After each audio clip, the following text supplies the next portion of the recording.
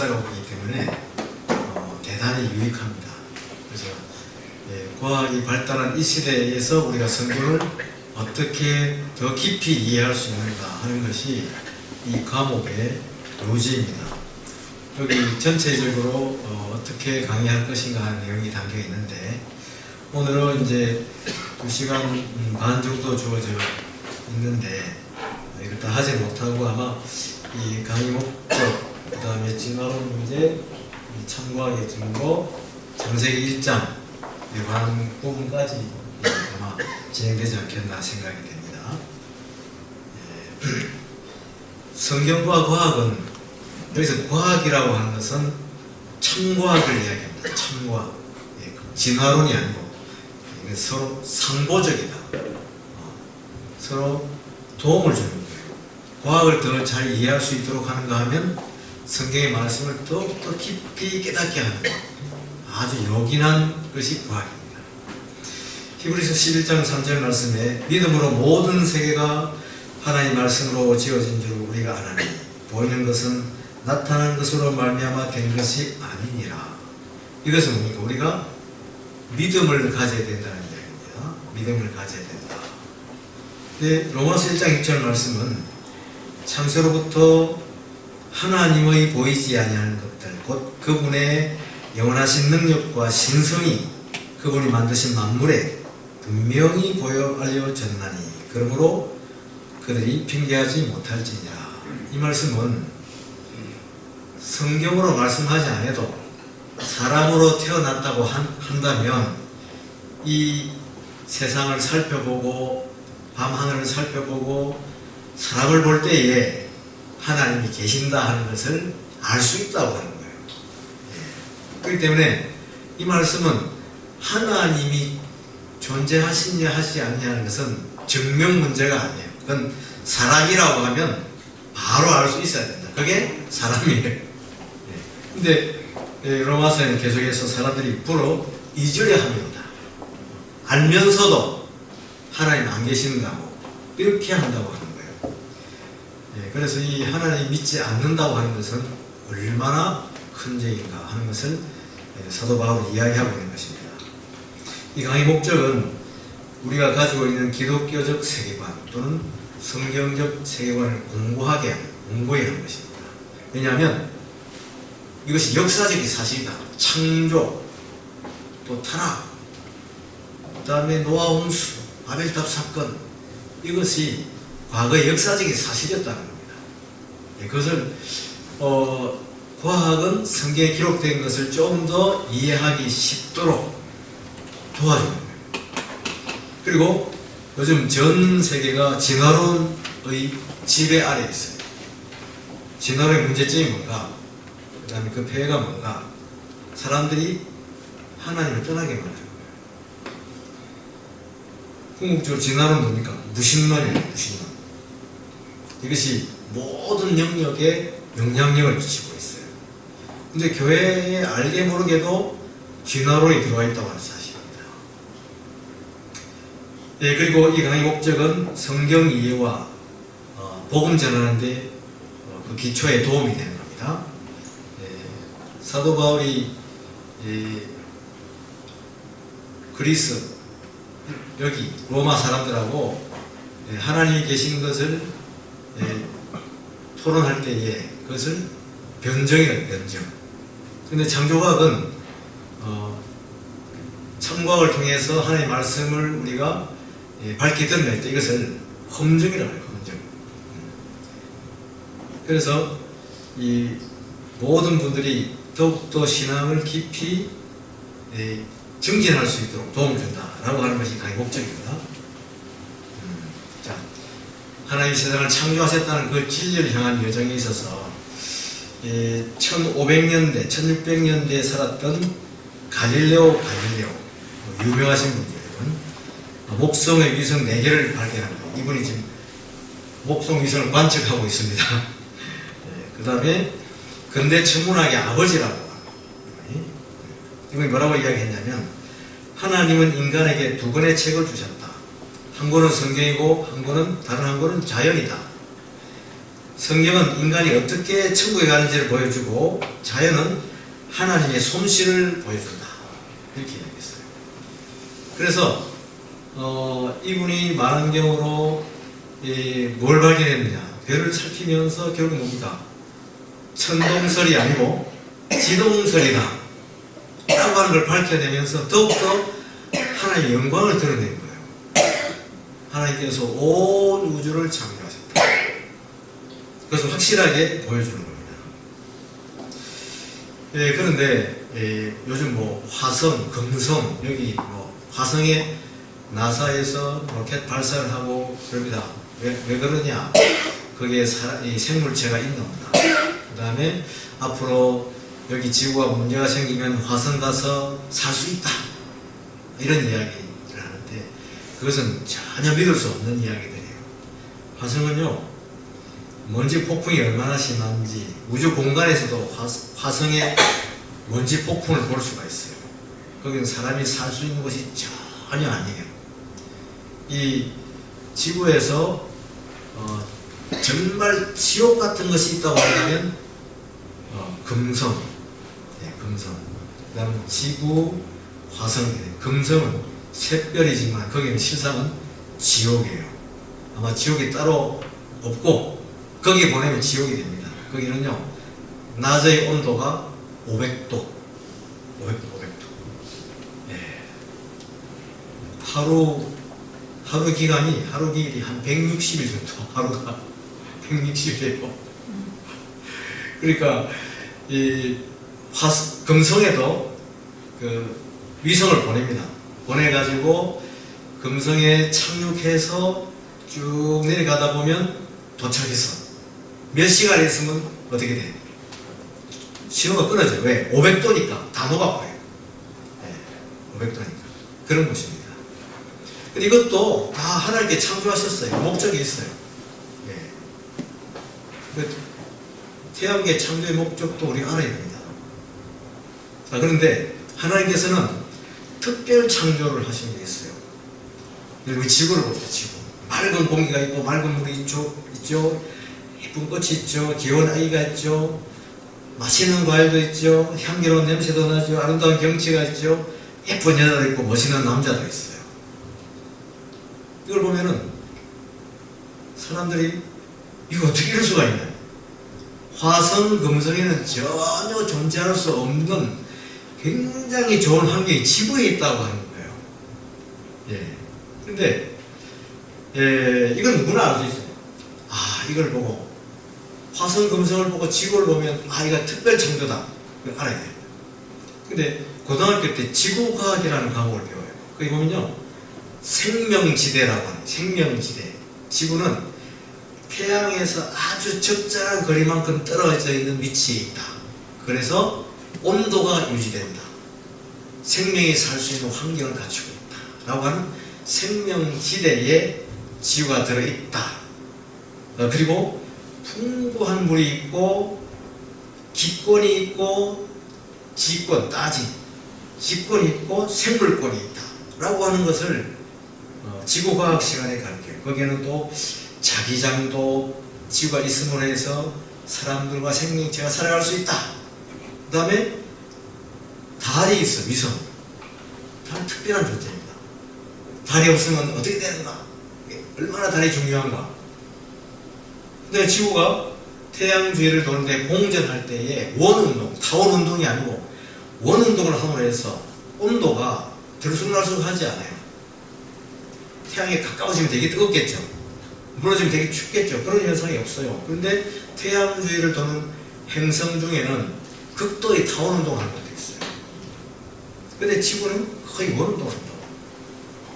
그 다음에 지구는 자전을 하는데 자전하는 속도가 24시간이죠.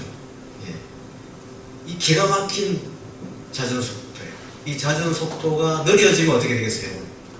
하루가 48시간이다. 그러면 낮은 무지 뜨겁고 밤은 무지 춥게 되는 거예요. 근데 24시간보다 짧아가지고 한 12시간씩 밤낮이 바뀐다고 어떻게 돼요?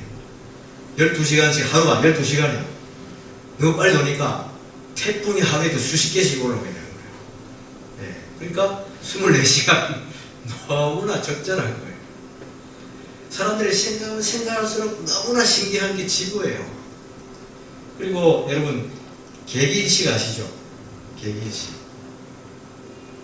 태양과 지구 사이에 낮에 달이 딱 들어와서 태양을 딱 가리는데 거기에 하나님의 설계가 들어있어요.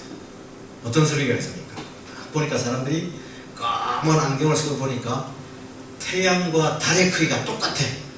남지도 않고 모자라지도 않아요.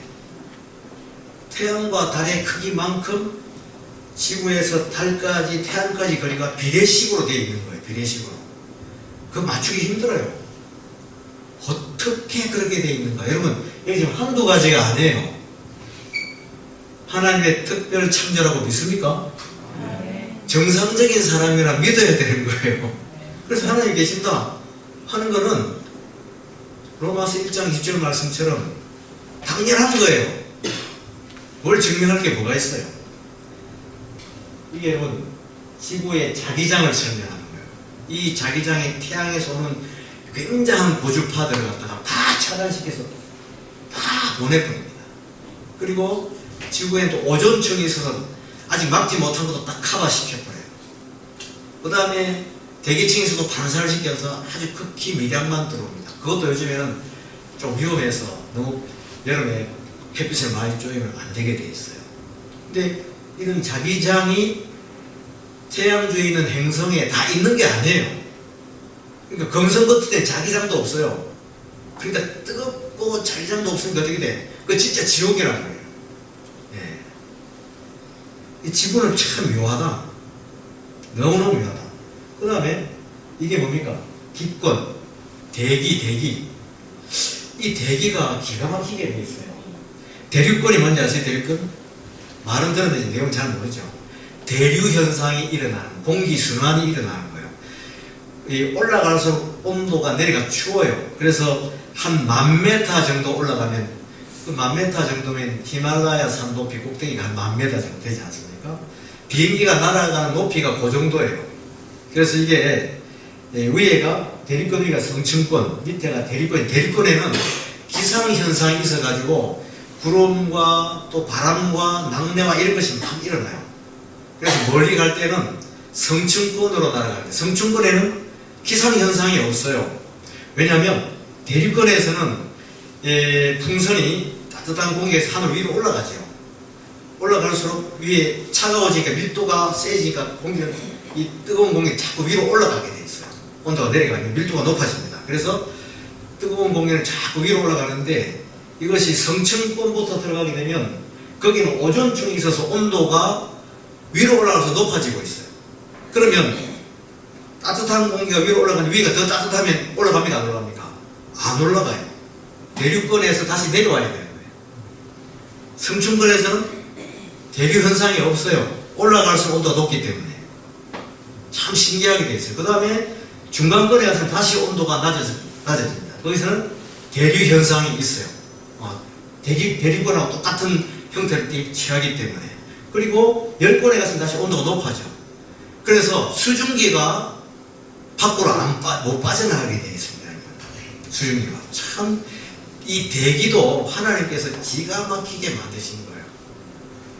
보면 볼수록 이 지구의 생명체가 살아가는데 오묘하게, 사람도 신묘막측하지만 지구 자체도 오묘하게 만들어져 있다. 그러니까 우리 믿는 사람들은 주여 믿습니다. 더욱더 이런 자연현상을 보면 더욱더 믿음이 생겨야 되는 것입니다. 이쁘죠? 이 이쁜 아름다운 것들이 오존을 막아주는, 이 내부에서 고주파를 막아주는 그 반알렌드라는 아까 말 자기장막이 있기 때문에 사람 얼굴이 건전하게 보호가 됩니다. 안 그러면 다 얼굴 빠집니다. 여러분. 녹아내리고 무섭습니다. 이 진화론이라고 하는 게 진짜 문제가 뭐냐? 하나님이 없다는 거예요. 생물학적으로 말하면 진화, 소진화와 대진화가 있어요. 소진화는 황인종, 흑인종, 백인종. 이게 처음에는 어중간했는데 까매지고 그 후손이 하얘지고 황인종이 된다 하는 건 있을 수 있어. 그렇지만 대재난은 뭐냐면 원숭이가 사람으로 바뀌었어. 완전 종이 다르죠. 이런 거는 있을 수 없는 거예요. 절대로 관측된 적도 없고 화석상으로 뚜렷한 증거가 하나도 발견된 적이 없습니다. 예, 그것이 생물학적인 한계라 그러는 거예요. 절대로 진화되지 않는다. 그래서 진화 법칙이 아니라 진화 가설이에요. 가설. 진화론으로 남아있는데 세상 사람들이 진화론을 믿는다고 하는 거예요. 그러니까 창조론과 진화론은 믿음의 대상입니다. 여러분. 뭐 지식으로 알아서 하는 게 아니에요. 믿음의 대상이다. 어느 편에 설 것이냐, 내가 세상신을 섬길 것이냐 하나님을 섬길 것인가. 나는 하나님을 섬길 테니까 여러분들은 알아서 하라. 누가 이야기했습니까? 요소하겠습니까? 예. 자, 진화론은 모든 게 우연이야. 우연히 그렇게 됐다 카더라. 그거예요. 진화론은 그렇게 됐다 카더라. 이것밖에 없어요. 증거가 없어요. 비과학적입니다. 성경과 정반대. 여기는 인본주의가 들어있는 거예요. 이 진화론 잘못된 것이 모든 영역에 다 침투됐어요. 그래서 무조건 진화라는 말을 굉장히 많이 써요. 예. 우리 믿는 사람들은 진화론이 전 영역에 대해서 파급되고 있고 그렇게 자리 잡은 것에 대해서 늘 깊이 생각하고 사람들이 진화에 빠지지 않도록 우리가 많이 알아야 됩니다. 자, 참고하게 증거는 뭐냐면 하나님께서 이 우주보다 먼저 계셨다. 선지하신다. 하는 것을 우리가 믿고 있어요. 과학에서는 인과율이라고 하는 것이 그걸 밝힙니다. 그 다음에 연력학 제일법칙, 제일법칙. 참고하기 앞으로 제가 쓰는 것은 인과율, 연력학 제일법칙, 제일법칙. 이거 세 가지 가지고 성경과 어떻게 상보적인가를 이야기를 할 거예요. 연력학 제일법칙, 제일법칙의 이해하는 법칙입니다. 진화론하고 정반대예요. 네, 여러분들이 그 지식을 알아야 됩니다. 그래서 이 인과율의 법칙, 인과율, 연력학 법칙 이런 것은요 성경과 딱 부합됩니다. 상보적이라고 하는 거예요. 인과율이라고 하는 것은 뭐냐? 이 과학에서 적용하는 겁니다. 과학은 어떤 현상에 대한 원인을 과학 법칙을 이용해서 발견해가는 학문입니다. 예.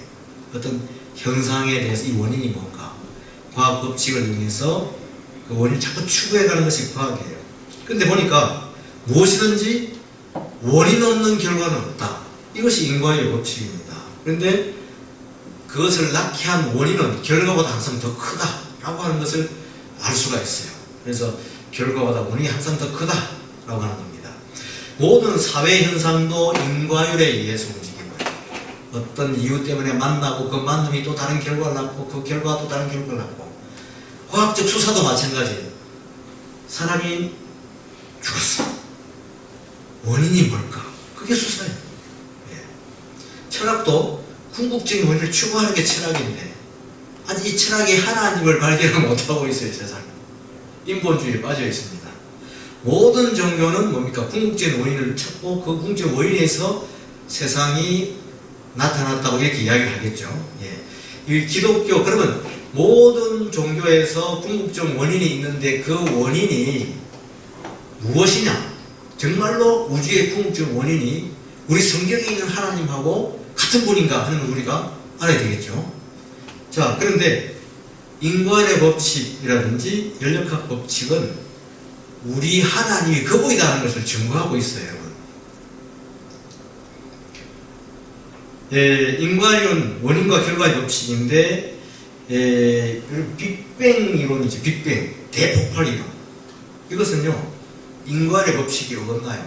빅뱅 이론이 뭐냐면 원인도 없이 갑자기 폭발해서 우주가 생겨난 거예요. 결과는 있는데 원인이 없어. 그건 과학의 법칙이 어긋나는 거예요.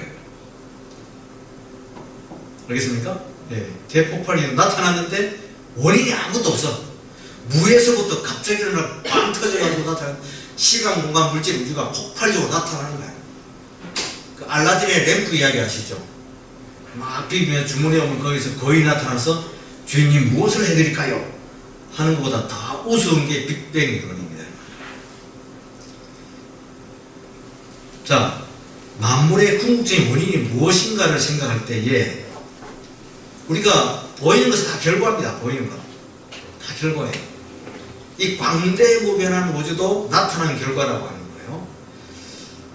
예, 모든 원인은 모든 결과보다 크다고 했으니까 우주에 궁극적인 원인이 있다고 한다면 우주보다 커야 됩니다.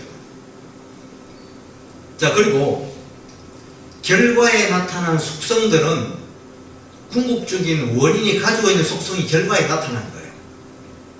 그래서 궁극적인 원인의 속성은 그 결과들이 나타낸 속성에서 유추할 수가 있는 거예요.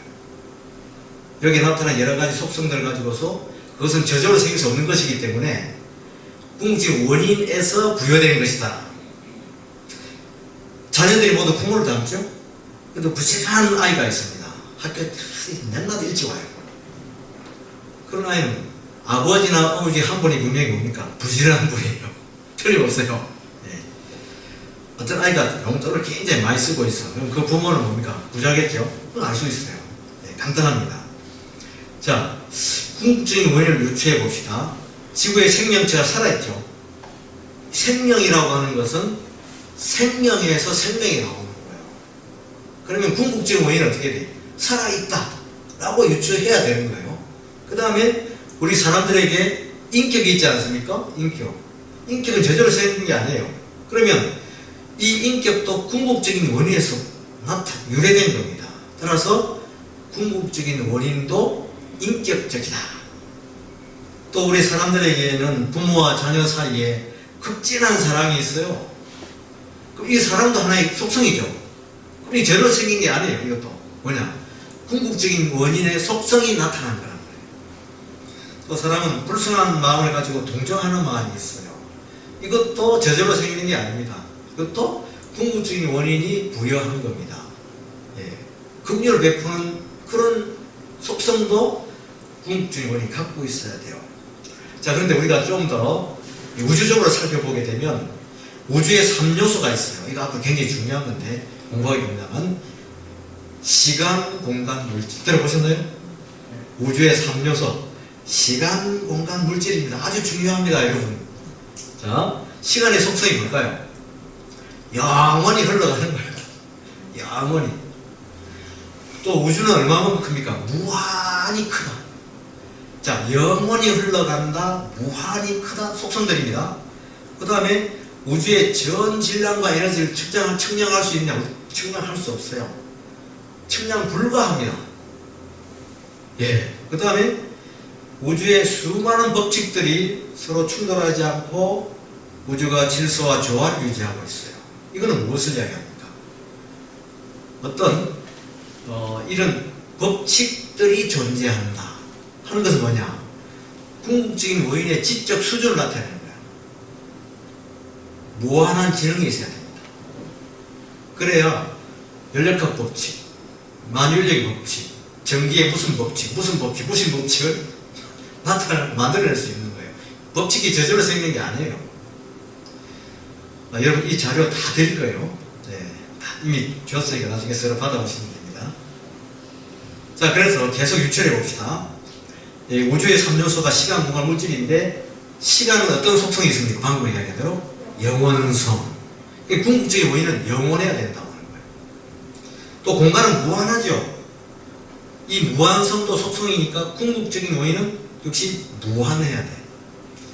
또 우주의 에너지가 측량 불가라 했으니까 궁극적인 원인은 전능해야 이것을 만들어낼 수 있는 거예요. 전능성. 또 우주의 엄정한 법칙과 질서의 복잡성은 뭐냐면 이것을 존재하게 하게 한 궁극적인 원인은 전지해야 된다. 전지해야 된다. 자, 근데 나머지 나타난 속성들을 보게 되면 전능성, 무한성, 복잡성, 영원성, 인격, 사랑, 자비, 생명, 예술성, 감사, 아름다움 굉장히 속성들이 많이 있어요. 그러면 우주에 존재하는 선재하는 궁극적인 원인은 어떠한 존재인가? 영원하시고 무한하시고 전능하시고 전지하시고 영원히 살아계시고 지극히 거룩한 인격을 가지시고 무한한 사랑과 긍휼로 우주를 바라보고 계셔야 된다. 그것이 우리의 하나님하고 똑같잖아요. 예, 성경이 다 그런 속성을 지금 나타내고 있잖아요. 그럼 같은 거죠. 수학에서 속성들이 같으면 서로 같다고 이야기하는 거예요. 예. 자, 그런데 믿지 않는 사람들은 야, 그거 가지고 다 설명할 수 있나? 나 그래도 못 믿겠다. 이렇게 하는 사람들이 있어요. 그럼 우리가 또 무기를 가지고 또 그분들한테 나타나야 됩니다. 연력학 제일법칙을 설명해 보세요. 연력학 제일법칙. 연력학 제일법칙 뜻이 뭐냐면요, 중학교 1학년 때 배웁니다. 예, 우주에 있는 질량과 에너지, 이 총량은 항상 보존이 돼요. 이것이 무게가 줄어들거나 늘어나는 일이 없어요. 이게 과학의 가장 기본적인 법칙입니다. 자, 내용이 첫 번째, 과거나 현재나 시간이 아무리 흘러가도 우주 전체의 질량과 에너지의 총량은 시간이 흘러가도 변함이 없다. 어렵습니까? 자, 쉽게 좀 설명할게요. 새로운 에너지가 생겨나는 일이 없다는 겁니다. 알겠습니까? 여름에 더워 죽겠는데 갑자기 하늘에 물이 떨어져가 더 덥다. 이런 일이 없다는 거예요. 갑자기 막 뜨거운 물이 나타나고, 또 겨울에 추운데 더 냉각이 돼가지고 더 추운 일이, 열이 완전 사라지는 일도 없어요. 항상 그대로 있는 거예요. 있는데, 나타나는 에너지가 완전히 무효되는 일이 없다. 사라지는 일이 없어요. 에너지가 한번 나타나면. 그래서 질량과 에너지는 형태의 변화만 있을 뿐이지 완전히 사라지는 일이 없어요. 또 갑자기 무에서 유가 생겨나는 일도 없어요. 과거에는 그렇게 생각을 했는데 과학이 발전해서 보니까 우주의 에너지의 총량은 변함이 없다. 자, 이게 이제 그 질량 에너지 도전의 법칙을 나타내는 식인데, 질량, 불타면 에너지로 변해요. 그런데 에너지가 또 질량을 만들어낼 수도 있어요. 서로 왔다 갔다 할 수 있는데 100%는 아니지만 서로 왔다 갔다 할 수 있어요. 그런데 이 에너지와 질량, 총량은 변함이 없다는 이야기인데, 저기 낙산사가 불타버리는 겁니다. 저기. 지구에 온통 불바다야. 다 탔어. 그럼 지구의 무게가 무거워질까 가벼워질까? 결론은 뭡니까? 변함이 없다. 왜? 불탄 것이 재만 남았지만은 그 타고난 화학적 변화에 의해서 하늘 올라가는데 여러 가지 원소가 다 변화된 거예요. 지구를 떠나지 않는 한 그 연기의 총량, 저의 총량, 그 물기, 수증기 총량은 불나기 전과 후가 똑같다는 이야기입니다. 이것은 이 우주를 통해도 마찬가지. 우주를 통해도 그러니까 이 태양이 폭발했어요. 빛으로 다 사라져 버렸어. 그럼 우주가 가벼워졌느냐? 그게 아니에요.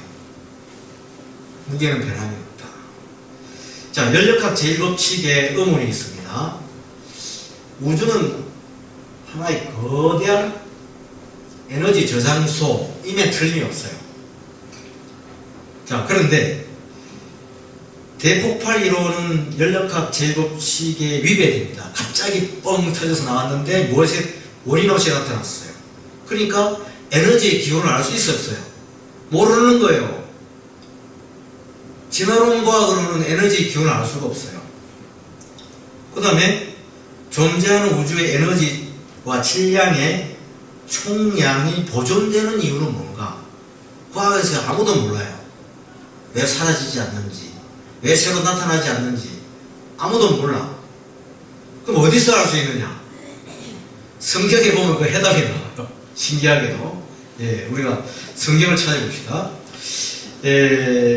자, 태초에 하나님이 천지를 창조하시니라는 말씀이 있죠. 그래서 총량의 에너지가 나타나게 된 거예요. 나타났는데, 자, 창세기 2장 20절을 보게 되면 하나님께서 그분이 하시던 일을 일곱째 날에 마치시니 그분이 하시던 모든 일을 그치고 일곱째 날에 안식하시니라. 자, 다 만드시고 쉬셨다. 창조의 완료. 그래서 새로운 에너지가 더 나타납니까? 안 나타납니까? 안 나타나죠. 당연히. 하나님께서 에너지 총량을 만드시고 이제부터 쉬시는 거예요. 그러니까 새로운 게 안 나타나. 맞잖아요. 성경 말씀에 의하면. 그 다음에 느헤미야 9장 6절에 보게 되면 오직 주는 여호와시라. 하늘과 하늘들의 하늘과 1월 성신과 땅과 땅 위의 만물과 바다와 그 가운데 모든 것을 지으시고 다 보존하시오니. 다 보존하신대. 모든 천물이 주께 경배하나이다. 에너지가 사라지지 않고 보존되는 이유는 주님께서 만드시고 보존하신다고 했잖아요. 그러니까 보존되는 거예요. 성경에 잘하다 했잖아요. 연력학 제1법칙이 성립하는 이유와 에너지가 새로 생기지 않는 이유와 사라지지 않는 이유가 다 나와 있어요. 상보직이다. 자, 하나님 만드셨어. 틀림없어. 그런데도 또 못 믿겠다 그래. 자, 최후의 이제 펀치를 날리는 겁니다. 안 믿는 사람이. 그래도 우주는 저절로 생겨날 수 있다고 이야기하는 거예요. 우주는 영원 전부터 스스로 생겨날 수가 있느냐 없느냐? 있었을까? 답은 뭐야? No. 절대 그럴 수가 없다. 라고 하는 거예요. 자, 연력학 제2법칙으로 들어요. 연력학 제2법칙. 연력학 제2법칙은요. 시간이 흘러갈수록 질서도가 무너져가는 거예요. 질서도. 깨끗한 옷을 안 입고 고이 모셔서 10만 년을 걸어놨어. 그대로 있습니까? 아니에요. 다 낡아져. 여기 있는 모든 것들이 시간이 흘러가면 다 낡아 떨어지고 헤어지고 못 쓰게 돼요. 시간이 흐를수록 우주 환경은 점점 나빠지는 겁니다. 이게 연력학 제2법칙입니다. 모든 별들이 어떻게 돼요? 점차 불타서 다 사라져. 시간이 많이 흘러가면 우주에 보이는 별들이 이제 다 안 보여. 왜? 다 타서 재가 돼버려요. 예.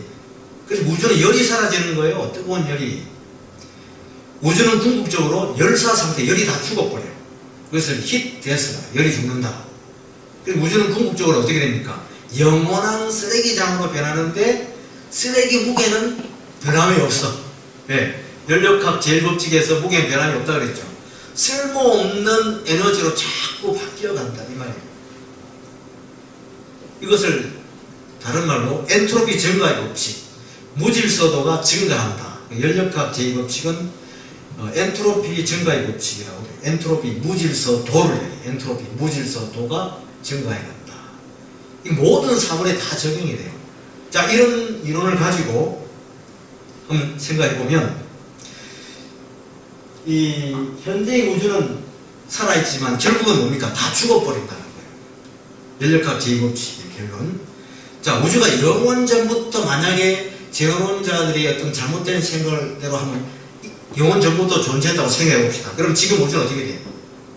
다 타서 재가 돼야 돼요. 영원 전부터 존재했어.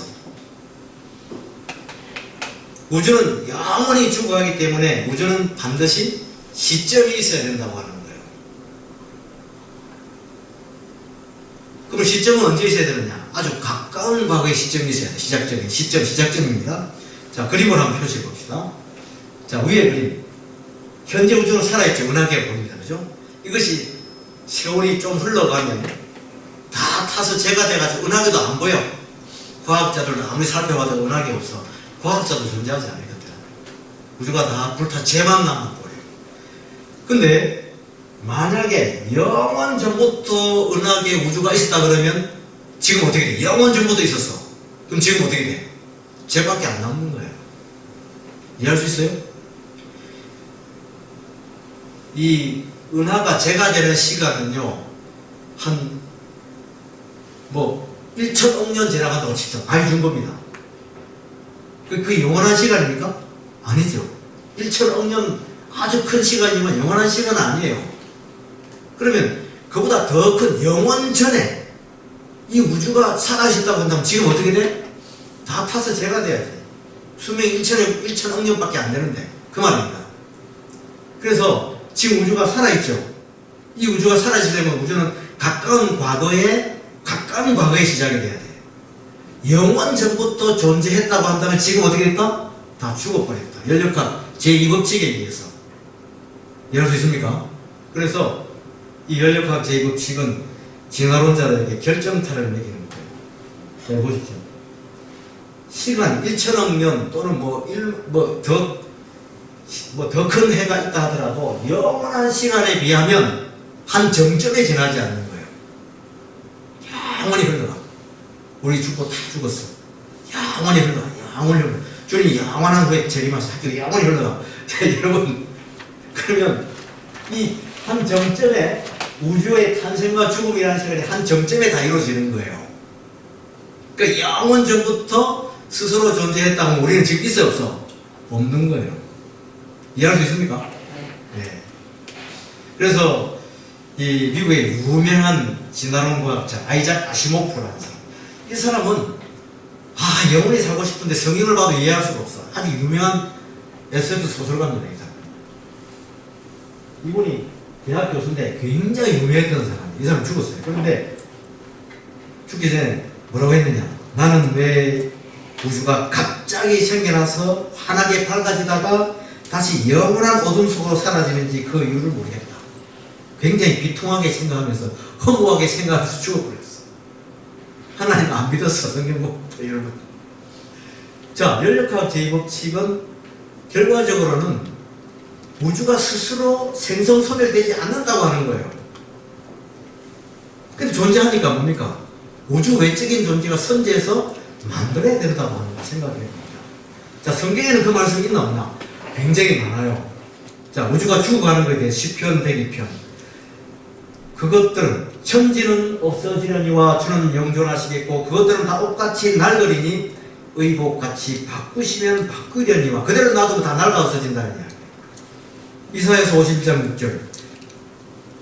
하늘이 연기같이 사라지고 땅이 옷같이 휘어지며. 연력학 제2법칙입니다, 여러분. 또 마태복음 24장 35절. 천지는 없어지겠으나. 이런 말씀이 나오고, 로마서 8장 22절 23절 말씀. 피조물이 다 이제까지 탄식하며 함께 고통하는 것을 우리가 안 하니. 연력학 제2법칙으로 죽어가는 것을 사도 바울이 발견한 겁니다. 물론 사도 바울은 성경이 아주 확실한 분이죠. 이건 다 꿰뚫고 하는 이야기입니다. 이거 참 놀랍습니다. 사도 바울이 이런 말씀을 쓸 수 있다고 하는 건 대단한 분이에요. 로마서 5장 12절. 한 사람으로 말미암아 죄가 세상에 들어오고 죄로 말미암아 사망이 왔나니. 뭔가 힌트를 주는 말을 하고 있어요. 예, 다 흙으로 말미암았으므로 다 흙으로 돌아가나니 다 한 곳으로 가거니와. 전도서에 있는 것이. 베드로전서 1장 2절. 그러므로 모든 육체는 풀과 같고 그 모든 영광이 풀의 꽃과 같으니 풀은 마르고 꽃은 떨어지되 우주 만물도 낡아 떨어지면 인간도 다 죽어서 낡아서 죽어 무덤으로 들어간다는 이야기예요. 왜 성경은 이런 이야기를 하고 있느냐 하는 거예요. 그 원인이 뭘까요? 이 원인의 성경을 이야기하고 있을까요? 없을까요? 당연히 하고 있겠죠. 우리가 살펴봐야 됩니다. 자, 창세기 1장에 하나님께서 창조하신 세 가지, 창조하시니라 하는 말씀이 창세기 1장에 세 군데에 나와 있어요. 첫째, 창세기 1장 1절 아시죠? 그건 우주, 지구의 환경을 창조하시는 겁니다. 그 다음에 1장 21절은 공중의 새와 물속의 물고기를 종류대로 창조하시니라 하는 것은 뭡니까? 생명 원리의 창조를 이야기하는 거예요. 창조. 세 번째 창조는 창세기 1장 27절. 하나님의 형상대로 사람을 창조하실 때 남자 여자로 창조하셨죠. 하나님의 형상대로 창조. 세 가지 창조입니다. 이 창조는요, 갈수록 질서도가 높은 걸 이야기해요. 자, 그런데 창세기 3장에 보면 이 세 가지를 다 저주하세요. 땅은 너로 인하여 저주를 받고 가시 엉덩이를 낼 것이라. 예. 그 다음에 동물들, 뱀은 다른 동물보다 더욱 저주를 받아 배로 기어다니게. 아니, 토끼와 다람쥐는 죄 안 지었는데 뱀 때문에 그냥 걔들 함께 저주를 받아. 이게 뭐냐? 생명 원리에 대한 저주가 일어나요. 그 다음에 인간에 대한 저주. 이 죄를 지은 장본인, 너는 흙에서 왔으니 흙으로 돌아갈 것이다. 하나님께 창조하시고 보시기에 심히 좋았더라 했는데 갑자기 3장에 와서 이 모든 걸 다 저주해 버리시는 거예요. 여러분, 이 저주는 다 이유가 있어요. 합당한 이유가 있습니다. 하나님 오해하지 말기를 바랐습니다. 예. 자, 어쨌든 저주를 명하셨어요. 그래서 이 우주가 죽는 거예요, 여러분. 자, 연력학 제2법칙이 왜 발동하는지 아무도 모르는데 성경은 이야기를 하고 있어요, 여러분. 다른 종교에 이런 이야기 하는 거 없어요. 연력학 제2법칙 설명은 아무 데도 없어요. 자, 그래서 성경과 창과학은 상호적이다. 창세기 1장 1절, 로마서 1장 1절, 하나님의 선제를 나타냅니다. 인과의 법칙. 창세기 2장 2절, 창조 완료. 창세기 1장 28절, 복을 주신다고 하는 겁니다. 복을 주신다. 보존하시는 거예요. 확증하시는 거예요. 복을 주신다. 그렇지 않으면 자꾸 사라져서 죽어버린다, 이 말이에요. 복을 주심으로 해서 보존을 확증하시는 거예요. 복 주신다 해도 막 하늘에서 돈이 막 쏟아지는 걸 생각하면 안 됩니다. 영원한 보존. 아시겠죠? 예. 연력학 제1법칙입니다. 만물의 보존. 그 다음에 생명 원리에 대한 저주, 사람에 대한 저주, 땅에 대한 저주는 연력학 제2법칙. 딱 맞지 않습니까? 예. 그러니까 이것이 성경과 창과학은 상고적입니다. 그런데 이 성경과 신학의 우월성, 과학보다 우월성이 뭐냐면 과학은 가치 중립이라고 해요. 물론 진화론자들은 가치 중립이 아니에요. 자기들 가치대로 끌고 가는 거예요. 그렇지만 객관적으로는 과학은 가치 중립이라고 해요. 뭐 선악의 판단 아직 쏠리지 않습니다. 예. 자, 그러나 이 과학은 연력학 제2법칙의 절망성을 나타냅니다. 인류와 우주는 영원히 멸망한다. 이 과학이 발전하면 그것이 구세주가 되느냐? 대답은 NO. 에너지가 고갈되고 환경은 악화되고. 그런데 성경에는 이 인류와 우주가 멸망하는 것에 대한 그것은 타락한 인류에 대한 심판이다 라고 성경 기록하면서 회개한 인류를 구원하시는 말씀이 성경에 들어있어요. 하나님 아버지의 무한하신 사랑, 예수님의 은혜, 십자가에서 보혈 흘리시는 수로 말미암아 이런 것에 대해서 믿는 자에게 구원이 나타난다고 하는 것을 성경은 계시하고 있기 때문에 성경과 신학은 과학보다 우월하다고 하는 거예요. 그래서 성경 말씀 열심히 공부해야 됩니다. 자, 만물이 회복되는 걸 성경은 이야기하고 있어요. 과학은 이야기하지 않습니다. 무신론자들 연력학 제2법칙을 배우고 난 뒤부터는 살 마음이 없어져. 내가 50년 더 살다 죽으나 지금 팍 죽으나 무슨 차이가 있을까? 그래서 마음이 안 들면 높은 도로로 뛰어내리는 거예요. 그냥 뛰어내리는 겁니다. 네, 경쟁적으로 뛰어내리고 있어요. 지금 한국은 지금 계속 뛰어내리고 있어요. 안타까운 일입니다. 돈 모자라면 좀 노동이라도 하면 되잖아요. 예, 그런데 계속 뛰어내려요. 지금 계속 달마다 뛰어내려요. 자, 로마서 8장 1절 2절 말씀. 그러므로 이제 그리스도 예수 안에 있는 자에게는 결코 정죄함이 없나니 이는 그리스도 예수 안에 있는 생명의 성령의 법이 죄와 사망의 법에서 나를 해방하였습니다. 연력학 제2법칙 어떻게 보면 죄와 사망의 법이에요. 예. 또 인간은 죽는 거예요. 예. 저주를 받아가지고. 자, 여러분 골로새 1장 2절 말씀은 굉장히 놀라운 말씀이 있어요. 그의 십자가의 피로 화평을 이루사 만물 곧 땅에 있는 것들이나 하늘에 있는 것들이 하나님으로 그로 말미암아 하나님 아버지와 화목하게 되기를 기뻐하십니다. 예수님으로 말미암아 아버지와 화목하게 되기를 기뻐하십니다. 사람만 화목하는 게 아니에요, 여러분. 만물이 죽어가지 않습니까? 그걸 다 회복시켜 주신다는 거예요. 뭐 가지고? 예수의 십자가 보혈 그 사건은 우주를 살리는 우주적인 사건이라고 하는 거예요. 예, 놀라운 말씀이 들어있어요. 이 사도 바울은 아무리 생각해도 놀라운 분이에요. 어떻게 이런 말씀을 주시는지. 그러니까 결국 저주라고 하는 건 군도적인 저주라고 하는 거예요. 하나님 이를 빡빡 걸고 사시는 게 아니라는 거예요. 예. 계시록 21장 1절. 또 내가 새하늘과 새 땅을 보니 처음 하늘과 처음 땅이 없어졌고 바다도 다시 있지 않더라. 계시록 22장 4절에 모든 눈물을 그 눈에서 닦아주시니 다시는 사망이 없고 애통하는 것이나 곡하는 것이나 아픈 것이 다시 있지 아니하니 처음 것들이 다 지나갔습니다. 예, 계시록 22장 3절 4절. 다시 저주가 없으며 하나님과 그 어린 양의 보좌가 그 가운데 있으리니 그의 종들이 그를 섬기며 그 얼굴을 볼 터이요 그 이름도 그들의 이마에 있으리라. 여러분, 다 회복되는 겁니다. 하나님 뜻이 여기 있는 것이죠.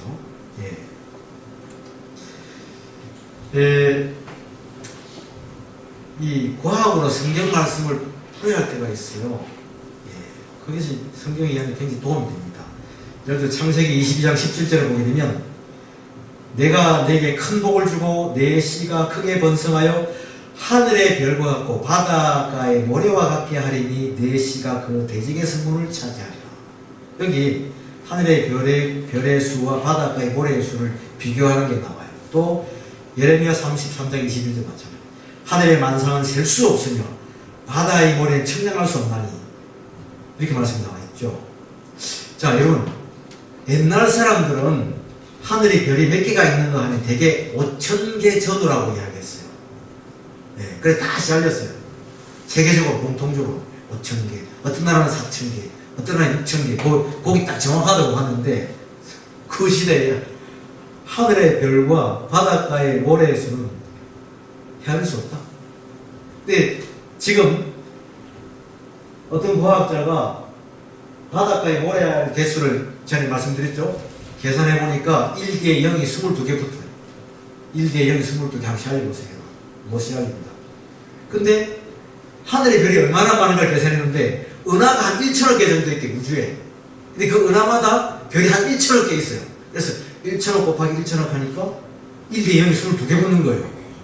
여러분, 별의 수하고 모래의 수가 같아. 근데 창세기 22장하고 예레미야 33장에 하늘의 별과 별의 수와 바닷가의 모래의 수를 비교해놨어요. 여러분, 기가 막히죠. 자, 그 더 놀라운 것은 욥기 38장 31절. 내가 묘성을 메어 묶을 수 있으며 삼성의 띠를 풀 수 있겠느냐. 이건 목사님들이 절대로 못 푸는 거예요. 부르다 깨라도 아무리 기도해도 안 풀려요. 영적으로 해서 영적으로 주요. 묘성은 플레이더스라고 하는 이 별은 뭐냐면요, 별의 무리. 이건 천문학자들이 가보니까 놀랍.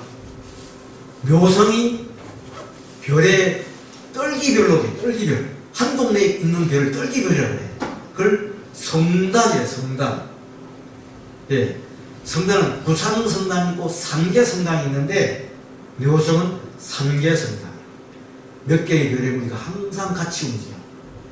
그 다음에 삼성의 띠를 풀 수 있냐. 삼성은 오리온자에 있는 거인의 허리띠의 새별입니다. 허리띠에 있으니까 새별이 같은 동네인 줄 알았는데 그 띠를 풀 수 있겠느냐? 근데 과학자 천문학에서 딱 보니까 이 새별은 아무 상관없이 떨어져 있는 별이에요. 우리 눈에 볼 때는 같이 보이지만 사실은 엄청나게 떨어져 있는 별들이에요. 여러분, 내가 묘성을 메어 묶을 수 있으며 삼성의 띠를 풀 수 있겠느냐? 하나님께서 이렇게 말씀하지 않으시면 누가 할 수 있겠어요? 그분이 지으셨기 때문에 이렇게 말씀하시는 것이죠. 여러분, 그래서 이 창조과학자들이 필요한 거예요. 성경이야. 자, 창세기 1장은 아주 1장의 모든 6일 창조의 내용이 다 들어있습니다. 그래서 어떻게 보면은 그냥 대수롭지 않게 지나갈 수가 있어요. 아주 그것이 뭐 한 10페이지씩 이렇게 기록되어 있으면 열심히 공부할 텐데 한 장으로 다 함축되어 있다고 하니까 소홀히 할 수가 있는데 사실은 그게 굉장히 깊은 내용입니다. 창세기 1장을 제대로 이해하려면 연력학 법칙을 이해해야 돼요. 근데 창세기 1장이 이해가 안 돼가지고 그것을 영적인 창조. 그래서 하나님께서 빛이 있으라 하신 빛이 있었더라. 근데 태양은 넷째 날에 만들어져. 이 빛이 뭐냐? 하나님 자신이구나. 이렇게 설명하는 목사님들이 많이 계세요. 창세기 1장은 물리적인 우주와 지구의 창조입니다. 그래서 물리적으로 생각을 해야지 이거를 이해가 안 된다고 해서 그냥 영적으로 해석하면 절대 안 된다고 하는 거예요. 근데 어떤 사이비 종교에서는 이걸 이해를 못하니까 이것을 영 이상하게 해석을 해요. 자, 그러면 이 창세기 1장에 기록된 내용에 대해서 이것이 과연 적절한 하나님의 창조를 말씀하고 있는 것인가 하는 것을 또 생각을 해야 되고, 여기 무슨 신화적인 내용이 있는가, 신화적인 거, 그런 걸 배제를 해야 되겠죠. 자, 이것이 또 창세기 1장의 기록이 성경 전체의 내용과 연결성이 있느냐 없느냐 하는 것도 우리가 살펴볼 필요가 있어요. 자, 창세기 1장은 한마디로 지구 창조와 태양계와 우주를 창조하는 놀라운 설계도가 들어있다라고 하는 거예요. 아까 지구과학에서, 고등학교 과정에 있는 지구과학에서 생명지대의 지구, 수권, 기권, 직권, 생물권 이렇게 이야기를 하는, 이것이 창세기 1장에 다 나와 있어요. 다 나와 있다고. 물에 대한 이야기, 대기에 대한 이야기, 땅을 창조한 이야기, 생물에 대한 이야기 있죠? 그러니까 창세기 1장에 기록된 것은요, 지구과학에 나오는 내용과 같은 거예요, 여러분. 자, 생명지대의 지구라고 하는 것은 지구가 태양으로부터 적절한 거리에 떨어져 있다 하는 것이 생명지대의 지구라고 합니다. 이건 넷째 날에 태양과 달과 별에 완성됐을 때의 적절성이 나타난다는 이야기입니다. 그래서 성경에 직접 기록하지는 않았지만은 자기장이라든지 이런 것은 하나님께서 다 예비하신 거예요. 지금 나타나고 있는 것들은 사람이 살기에 적합하도록 지금 설계되어 있는 지구입니다. 지구. 그것이 창세기 1장에 함축되어 있다고 보시면 되는 거예요. 이게 지구과학에 나오는 교과서의 그림들입니다. 기권, 수권, 직권, 생물권. 창세기 1장에 있는 이야기예요. 창세기 1장의 단어들을 제가 다 한번 나열해 봤어요. 어떤 분이 이제 신대원에서 논문을 써도 이거 가지고 써도 됩니다. 하나님께서 말씀하신 부분이 있어요. 하나님, 창조하시다. 하나님의 운행하시다. 있으라, 보시다, 좋았더라, 모이라, 드러나라, 가져라, 만드시다, 주관하라, 비추라, 나뉘어라, 맺으라, 번성하라, 기어라, 우리의 형상, 복을 주시다, 충만하라, 정복하라, 다스리라, 주노라. 이런 말씀 하나님께서 하신 말씀. 거기에 따라서 시간과 공간과 물질과 어떤 상태가 다 나타나게 돼요. 몇 마디 말씀 안 하셨는데 다 나타나게 되는 거예요. 아주 놀라운 전능하신 말씀에 의한 창조가 나타나요. 그래서 이 우주와 세상이 하나님의 말씀으로 지음을 받았다 라고 하는 것이 명확하게 나타나고 있어요. 그건 우리 믿음의 대상이라고 하는 거예요. 하나님이 계시다 하는 것은 당연한 사실인데 어떻게 지으셨느냐? 말씀으로 지으셨다. 하나님이 전능하신 말씀으로 지으셨다라고 하는 거예요. 자, 성경은 과학책은 아니지만 과학적입니다. 왜냐하면 만물의 기원에 관해서 잘 설명하고 있어요. 그리고 창세기 1장에 보면요, 우주의 3요소, 시간, 공간, 물질이 나와 있어요. 창세기 1장 1절입니다. 태초에 하나님이 천지를 창조하십니다. 태초, 시간의 시작인 것입니다. 하늘천, 따지, 하늘천, 공간, 따지, 물질. 그러면 창세기 1장 1절은 현대 우주 물리과학자들이 볼 때는 이거 뭐야? 하나님이 시간, 공간, 물질을 만드셨다? 창조하셨다? 놀라운 거예요. 창조는 뭡니까? 여기 창조는 무에서 유를 하나님의 말씀으로 창조하셨는데 이 보이지 않는 공간까지도 만드셨다고. 빅뱅에서 그렇게 이야기해요. 저희 우주는 절대 무의 공간, 이 공간도 없었어. 그런데 갑자기 한 점에서 폭발이 일어나면서 엄청난 우주가 막 터져 나오는데 거기에 시간, 공간, 물질이 막 터져 나오는 거예요. 그래서 우주가 된 거예요. 완전히 공상 만화 같은 이야기죠. 근데 성경은 하나님께서 그것을 만드셨다는 원인을 이야기하고 있고, 근데 그 하나님은요, 엘로힘, 엘로힘 뭐냐? 전능하신 하나님이에요. 전능하신 하나님. 딱 맞죠, 이거? 그냥 하나님이 아니고 전능하신 하나님. 예. 그 다음에 성경은 생명지대의 지구를 표현하고 있어요. 그러니까 성경은 화학적입니다. 자, 이것을 이해하기 위해서는 연력학 제1법칙도 알아야 되고 연력학 제2법칙도 알아야 됩니다. 여러분, 연력학 제1법칙이 뭐죠? 질량 에너지 보존의 법칙이면 현재 나타난 에너지는 창조의 어느 나라에 나와야 되겠습니까? 창조에. 이 현재 존재하는 총량의 에너지가 창조의 첫째 날부터 여섯 날까지 어느 나라에 나타나야 됩니까? 첫날에 나와야 돼, 첫날에. 왜? 빠라. 무에서 유를 창조하시기 때문에 첫째 날에 그 총량이 다 나와야 돼요. 그 개념을 가져야 됩니다. 네. 과학자들은 그 개념을 갖는 거예요. 네. 빠라. 창조. 네. 그리고 저녁이 되며 아침이 되니라 하는 겁니까? 자전한다는 이야기야, 자전. 아시겠어요? 자전. 자전 공전에 관한 이야기입니다. 그리고 우주에 처음에 나타난 물질들은 무엇일까? 그는 원초적 물질이 있었을 것이다. 그것이 원자, 분자를 뛰어넘어서 양자, 흙, 여러 가지 뭔지 모르지만 원초적인 물질이 있었는데 그걸 가지고서 만드실 때는 빠라라고 하지 않고 아사나 야차를 쓰게 됩니다. 그건 뒤에 설명하겠습니다. 근데 사실 알고 보면 이 우주라고 하는 것은요, 하나님의 가상공간이에요. 가상공간. 하나님의 가상공간이에요. 하나님께서 걷어가시면 아무것도 없는 거예요. 예. 우리도 컴퓨터 프로그래밍 해서 가상공간을 만들어낼 수 있어요.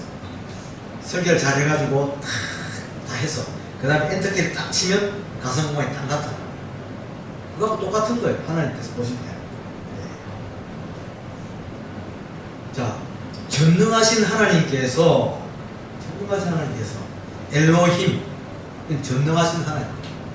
근데 이상하게 엘로힘이 복수명사입니다. 동사는 단수인데 엘로힘 자체는 복수명사를 나타내요. 이걸 보고서 우리가 생각해 뭡니까? 삼위 하나님께서 한 마음으로 함께 창조하셨다. 네. 그리고 실제로 창세기 1장에 나타나는 하나님께서 천지 만물을 하시는 주역은 누구세요? 예수님이세요. 예수님께서 만물을 자신을 위해서, 자신을 통해서 드러나게 하셨어요. 그러니까 창세기 1장을 볼 때 우리는 항상 예수님을 생각해야 돼요. 구약에 있는 여호와 하나님 나타날 때는 예수님께서 직접 나타나신 거예요. 예. 아버지와 아들과 성령의 이름으로 다 예수님께서 직접 현현하시는 겁니다. 자, 빠라라고 하는 말은 창조하시다라는 것을 봐서 하나님만 사용하세요. 하나님께서. 사람이 빠라한다는 말 성경에 없어요. 창조. 무에서 유에로의 창조를 이야기하는 거예요.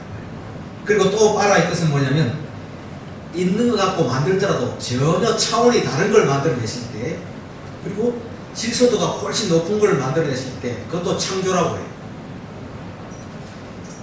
그 다음에 있는 것 갖고 만들어낼 때는 아사, 야처럼 이런 말을 쓰게 됩니다.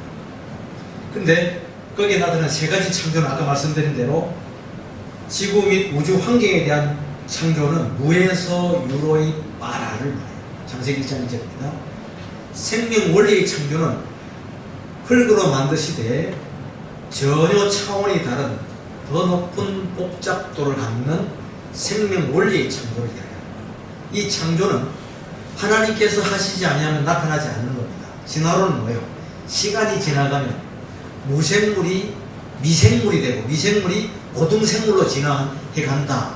시간이 해결해준다. 예. 기다리고 기다려라. 그러면 나타날 것이다. 이게 진화론입니다. 그러나 성경은 뭐예요? 진화가 되지 않는다. 하나님께서 직접 설계하시고 만드시지 아니하면 안 된다. 아주 높은 질서들을 부여하시지 않으면 나타날 수가 없다라고 단언하고 계신 거예요. 하나님 형상도 마찬가지입니다. 원숭이 아무리 학교를 보내고 과외를 시켜도 사람이 안 돼. 하나님께서 일반 동물보다 더 복잡한 질서도를 갖는 하나님의 형상을 직접 흙으로 창조하신 겁니다. 성경 그렇게 선언하고 있어요. 동물이 변해서 사람이 된 게 절대 아니다. 그 증거는 하나도 없는데 진화론 인류학자들, 고생물 학자들은 만들어내고 있어요. 만들어내고 있어요. 다 가짜들입니다. 원숭이 아니면 사람이에요. 자, 천지창조의 경륜에 대해서 말씀드리면 전능하신 하나님께서 순간적으로 창조하시는 거예요. 그리고 우주에 있는 모든 것을 다 동시에 준비 딱 하면서 만들어냈어요. 이거 만들고 난 뒤에 또 이거 만들고 하는 게 아니고 사실은 처음부터 다 같이 만들어내시는 건데 우리가 볼 때 따로따로 볼 뿐이에요. 언제 완성되느냐는 문제입니다. 그리고 특징은 뭐냐? 완전하신 창조예요. 무엇 하나 부족함이 없는 창조였어요. 그래서 하나님 보시기에 좋았더라. 심히 좋았다. 완전한 창조를 이야기합니다. 그리고 창조하실 때 질서를 부여합니다. 남자를 먼저 창조하시고 여자를 창조. 독립적인 개체죠. 예. 그 다음에 지구를 창조하실 때 순간적으로 다 만들어낼 수 있지만 3일간의 시간을 부여하십니다. 태양계는 첫날부터 4일 동안의 시간을 부여하십니다. 첫날부터. 이 시간을 부여하시는 것은 뭐냐면 교육적인 목표도 있어요. 천사들에게 보이십니다. 창조주 하나님의 전지전능하심을 보게 합니다. 천사들이 눈을 딱 떴는데 보니까 자기들 위치에 다 와 있는데 모든 지식이 다 들어있어요. 그런데 그분이 세상을 창조하신 건 볼 수가 없었어. 그런데 드디어 지구를 창조하는 거 보여주시는 거예요. 기가 막히게 창조하시는 거예요. 그래서 뭐예요? 할렐루야. 영광을 돌리고 찬송을 기뻐하는 거예요. 네, 그래야 전능하신 하나님에 대한 존경과 순종이 있는 겁니다. 그 다음에 이 창조는 뭐냐면 그냥 창조가 아니고 피조세계와의 관계성을 부여하시는 겁니다. 선하신 창조를 하심으로 복을 주시고 하는데 이것은 뭐냐면 피조물에게 사람에게 창조의 목적을 알려주시는 거예요. 그리고 안식일을 주심으로 해서 그날은 하나님과 인간과 피조물들이 함께 즐기고 기뻐하는 거예요. 하나님은 그걸 원하시는 거예요. 안식일을 계속 기다리시는 거예요. 얘들아 안식이다 모여라. 네. 그래서 기뻐하시는 거예요. 인간도 기뻐하고 온 우주가 다 기뻐하는 거예요. 창조의 목적이 드러나고 영광을 돌리고 하나님께 기뻐하시고 받으시고 하는 것이 계속 반복될 때에 우주는 연력학 제2법칙으로 빠지는 게 아니고 계속 유지가 돼요. 계속. 지금까지는 2차원적인 해석을 했어요. 첫째 날 무엇을 날에 대해서 무엇을 창조하셨느냐 2차원적인 해석이에요. 첫째 날 빛, 둘째 날 궁창, 셋째 날 땅과 식물, 넷째 날 해와 달과 별, 다섯째 날 물고기와 새, 여섯째 날 육지동물과 사람.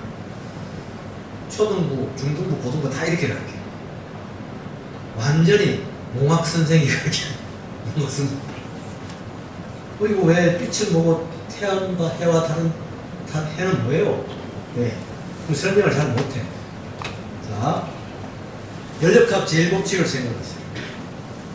첫째 날에 모든 에너지가 다 나타나요. 원초적인 물질로 다 나타나요. 그거 가지고 하나님께서 이거 만드시고 저거 만드시는 거예요. 자, 3차원적인 해석은 뭐냐면 날과 공간과 물질.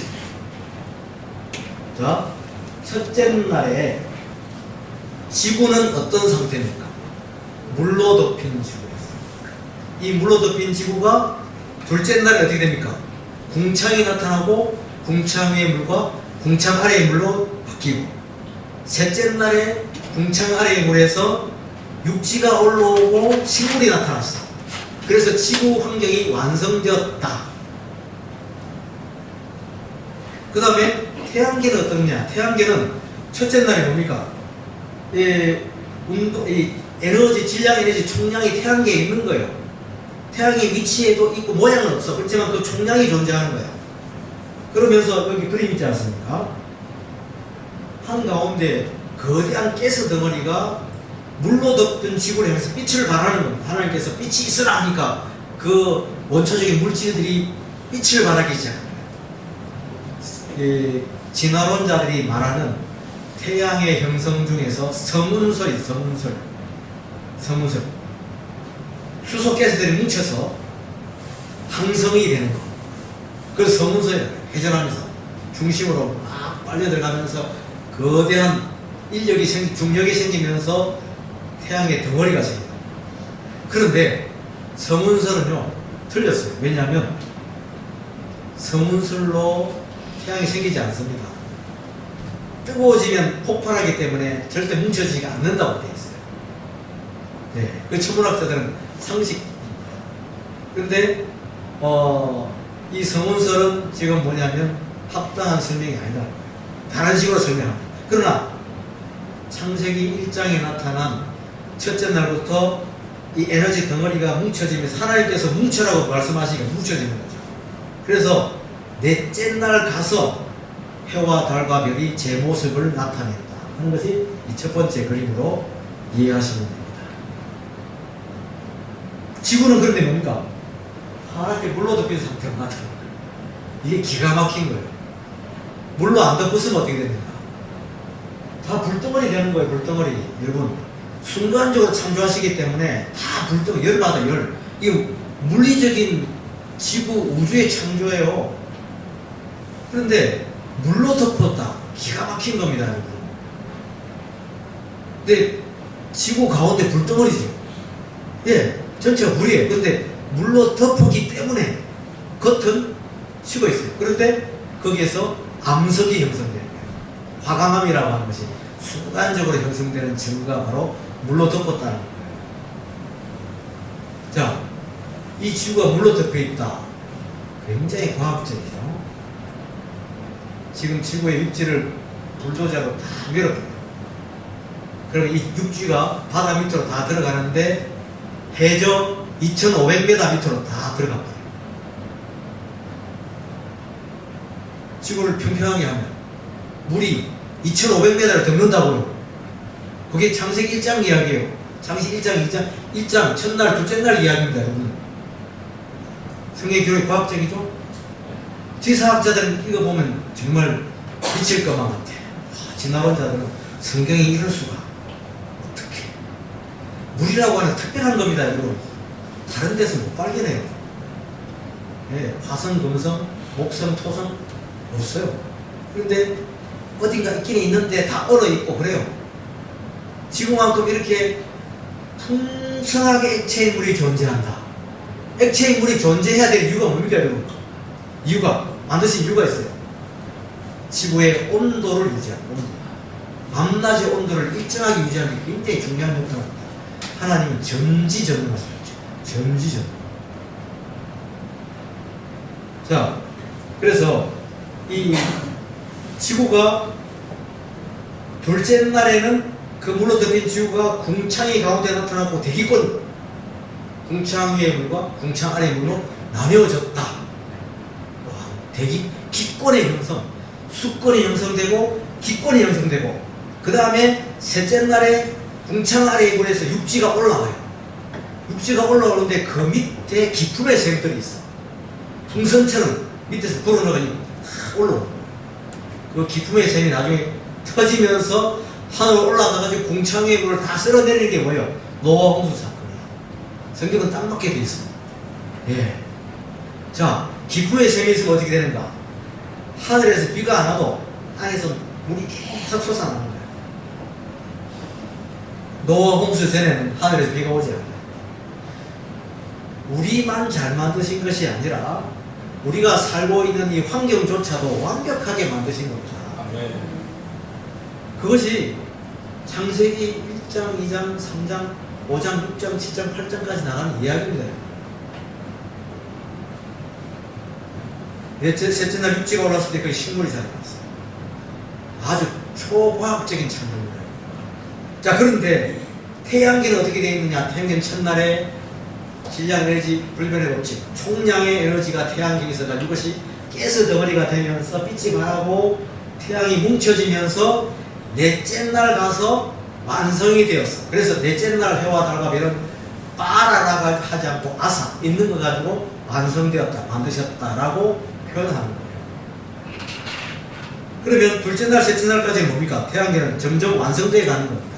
그것은 엔트로피가 감소가 아니고 엔트로피가 증가가 아니고 뭡니까? 감소. 무질서도가 감소해 간다. 질서도가 높아진다. 왜? 흩어진 게 뭉쳐서 어떤 모양을 이루기 때문에. 아시겠죠? 예. 지금은 엔트로피가 증가해가지만 그때는 감소해서 어떤 모양이 나타난다. 이 태양이 모이면은 은하계가 되는 거예요. 은하계가 모이면 우주가 되는 거예요. 자, 우주 전체도 뭐냐면 이런 태양들이 자리를 잡아가니까 은하계가 나타나는 거예요. 은하계가. 제 모양으로. 또 은하계가 나타나면 전 우주가 나타나는 거예요. 그래서 지구와 태양계가 우주가 첫째 날, 둘째 날, 셋째 날, 넷째 날 가서 다 완성이 됩니다. 완성되고 환경을 다 창조하시고 난 이후에 다섯째 날에 가서 생명 원리 창조인 물고기와 새들이 지구에 나타나게 되고 여섯째 날에는 육지 동물과 사람의 형상인 사람이 나타나게 된다 하는 것은 3차원적인 해석으로서 연력학적인 어떤 창조를 여러분들이 생각을 해야 된다라고 하십니다. 그런데 저는 여기서 4차원적인 해석을 부여하고 싶어요. 세 가지 창조가 참 중요합니다. 그러니까 하나님께서 지구 및 우주 환경의 창조라고 하는 것을 염두에 두시고 그 창조 위에 더 높은 질서대로 가면 생명의 원리를 창조하시고 그리고 더 높은 질서대로 가는 하나님의 형상을 창조하시는 3단계의 창조 과정에 있어서 첫째 날, 둘째 날, 셋째 날, 넷째 날, 다섯째 날까지 그러니까 넷째 날까지 지구 및 우주 환경의 창조가 이루어지고 생명 원리의 창조는 다섯째 날과 여섯째 날 그리고 하나님의 형상의 창조도 여섯째 날에 남자 여자를 창조하심으로써 창조가 완료가 된다. 4차원적인 해석입니다. 이 표가 여러분 이게 다 주어질 거니까 공부하시기 바랍니다. 예. 이런 자료는 아마 보지도 못했을 겁니다. 여러분들. 예. 자, 그러면 이제는 5차원적인 하나님의 형상을 생각해야 돼요.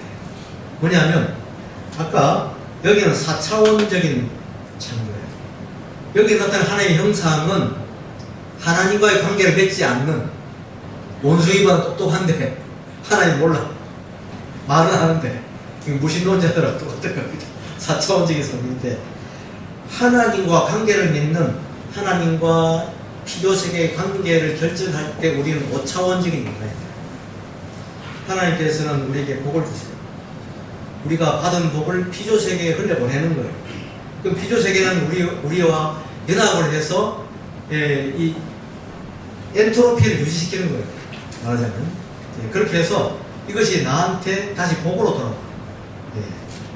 그리고 우리는 하나님께 경배와 찬양을 드리고 하나님 영광을 받으시고 다시 우리에게 복을 주시고 이게 복의 순환 과정입니다. 복의 순환 과정.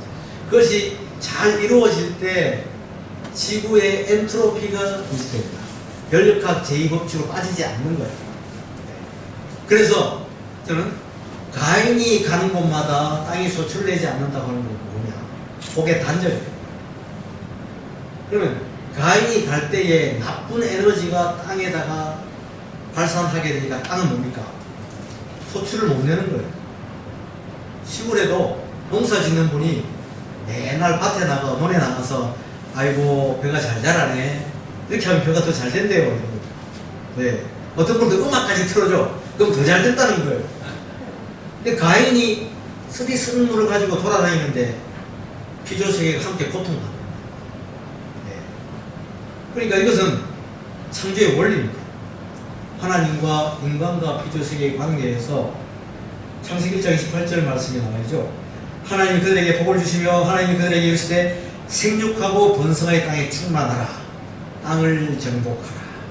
바다의 물고기와 하늘의 새와 땅에 움직이는 모든 생물을 다스리라 하십니다. 이게 굉장히 중요한 말씀입니다. 땅을 어떻게 정복하느냐? 인간에게 복종해야겠다. 우리가 하나님께 다가갈 때에 땅은 우리에게 복종할 수가 있어요.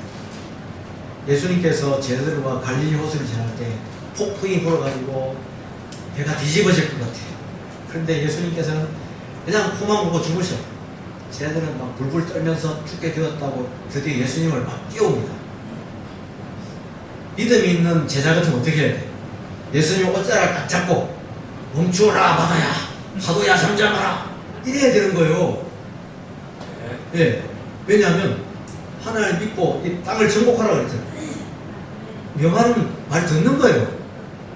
근데 그걸 깨닫은 제자가 아무도 없었어요. 예. 창조각을 좀 들었으면 좋겠어요. 땅을 정복하라. 공중의 새와 물고기도요, 아담이 나타나게 되면 다 복종을 해요. 왜? 아담이 가야 그 복이 흘러나와, 생기가 흘러나와. 그래서 지구의 철새들이 왜 돌아다니냐? 아담을 찾으러 돌아다니냐. 물속에 물고기 이동하는 것도 아담을 찾으러 돌아다니는, 아담이 없어 지금. 네. 계속 돌고 돌아도 아담과 하와가 없어. 네. 이게 만물이 고통받는 거예요. 그러니까 이것은 노아 홍수 사건도 마찬가지예요. 노아 홍수 사건 때 여러분 얼마나 많은 사람들이 죽었어요. 수억, 수십억, 수백억이 될 수도 있어요. 천지창조 1650년 이상 있었는데 노아 홍수가 있었어요. 그동안에 사람들이 900년, 700년을 살면서 아이들 20명, 30명 안 나요. 그러면 인구가 얼마나 한 겁니다. 다 죽어버렸어. 와, 하나님 무서워요. 그리고 우리 친척은 아직도 교회 안 나가는 이유가 뭐냐면 노아 홍수 사건 때문에 안 나갑니다. 하나님 너무 무섭다는 거죠. 네. 그 무서운 하나님 어떻게 믿냐는 거예요. 나도 그때 처음에는 고민했어요. 어릴 때 그 이야기 들으니까 답을 못하겠다. 근데 가만히 생각해보면 그게 아니에요. 하나님께서 인간을 지으시고 후회하셨는데 땅이 강포하고 폐괴하였더라. 왜냐하면 이 땅은 하나님께 인간이 복을 받고 흘러보내야 되는데 아무도 복을 흘러보내는 사람들이 없어. 땅은 저주 가운데 더욱 저주가 깊어가는 거예요. 고통스러운 거야. 기쁨의 셈이 견딜 수가 없어. 터질 수밖에 없어. 그런데 울고 싶은데 땀 때린다고 운석이 지구를 향해서 날아오는 거야. 기도 안 하니까. 지구를 땡 때린 겁니다. 그래가지고 그 엄청난 폭발력과 파장에서 기쁨의 샘들이 터지면서 지구가 다시 바닷속으로 가라앉기 시작하는 거예요. 그래서 물로 다 덮어버렸어요. 그것이 둘째 날로 돌아간 거예요. 노아 홍수가 둘째 날로. 예. 그러니까 예수님께서 너희들이 기도를 해야 되는데 왜 기도 안 하냐? 나를 믿어야 되는데 왜 나와 함께 있지 않으려고 하느냐? 너희들이 왜 스스로 저주받은 땅에서 너희들이 그렇게 강포한 짓을 하고 계속 사람을 죽이고 미워하고 하느냐? 하나님을 조롱한다는 거예요. 성령을 회방했다는 거예요. 그들이 이제 그들이 회개하고 돌아왔으면은 운석이 지구를 향해서 안 날아와. 싹 가다가 피해버린 거예요. 기도하는 사람이 없었어요. 우리 조지 물러에 와서 기도하는 게 굉장히 중요합니다. 이 대한민국과 지구를 지킬 거예요. 굉장히 중요한 거예요. 노아 홍수가 하나님이 진노일 때 여러분 어떻게 진노가 임했는가 알 수 있죠. 하나님이 일부러 막 다 죽어라 하는 게 아니란 말이에요. 자, 여러분 삼위일체에 대해서 설명하겠어요. 삼위일체 이론이 굉장히 어렵죠. 근데 자연과학자들은요, 그렇지 않은 과학자들은 삼위일체에 대한 이해가 너무너무 쉬워요. 아니 왜 목사님이 저렇게 잘 이해를 못하시나? 왜 설명을 어렵게 하시나? 이렇게 하는 거예요. 자, 같이 한번 이해해 봅시다. 로마서 1장 20절 말씀에 창세로부터 거의 보이지 아니하는 것들 곧 그의 영원하신 능력과 신성이 그가 만드신 만물에 분명히 보여 알려줬나니 그러므로 그들이 핑계하지 못할지니라. 여기 창세로부터가 뒤로 가야 돼요. 현대어 성경에는 하나님이 세상을 창조하신 그때부터 보이지 않는 그분의 속성 곧 그분의 영원하신 능력과 신성이 그분이 만드신 만물을 통해 분명히 나타나서 알게 되었으니 이제 그들은 변명할 수가 없습니다. 자, 창세기 1장 1절 태초에 하나님 천지를 창조하셨느라 해서 여기서 여러분 하나님께서 뭘 창조하셨죠? 세 가지: 시간, 공간, 물질. 시간, 공간, 물질이 뭡니까? 우주의 3요소야. 우주가 시간, 공간, 물질로 이루어져 있는데 그것을 좀 잘 이해해야 됩니다. 그런데 우주의 시간, 공간, 물질이 바로 뭘 나타내느냐? 아까 여기 로마서 1장 2절에서 그 신성이, 하나님의 신성이 삼위일체가 그 만드신 만물에 나타났다고 하는 거예요. 여러분 화가가 그림 그리면 거기에 사인하지 않습니까? 삼위일체의 하나님은 삼위 우주에서 사인하신 거예요. 시간, 공간, 물질을 지으심으로 해서 하나님의 존재 방식을 나타내요. 참 하나님의 지능은 무궁하신 겁니다. 아타나시우스 신경에 보게 되면요, 야 이거 정말 너무너무 잘 썼어요. 여러분 한번 찾아보세요. 아버지와 아들과 성령의 관계를 기가 막히게 표현했어요. 와, 전 이거 읽고 야 옛날 분들 정말 머리가 좋다. 성경에서 이걸 다 도출해가지고 찾아내서 이걸 신앙 고백으로 해는 거예요. 우리는 이 신앙 고백을 사실 예배 때마다 좀 같이 읽을 필요가 있어요. 삼위 하나님에 대해서 너무나 잘 표현했다고 하는 거예요. 자, 저기 그림이 우리가 알고 있는 삼위일체 하나, 아버지, 아들, 성령, 성부, 성자, 성령. 아버지는 아들이 아니시고 아들은 아버지가 아니시고, 또 아버지는 성령도 아니시고 성령 아버지도 아니시고, 그 다음에 아들은 성령이 아니시고 성령 아들이 아니신데 각각 본질상 하나님이시고 한 하나님이신 거예요. 삼위가 계신데 본질적으로 하나이시라. 이 삼위일체라고 하는 것은 아버지도 한 분이시요, 아들도 한 분이시요, 성령도 한 분이시요 라고 하는 것은 수학적으로 2호 1 곱하기 1 곱하기 1 곱하기 1은 1입니다. 위격의 일치로 완전히 한 분이시옵니다. 아타나우스 신경에 나와 있어요. 위격의 일치로 완전히 한 분이십니다.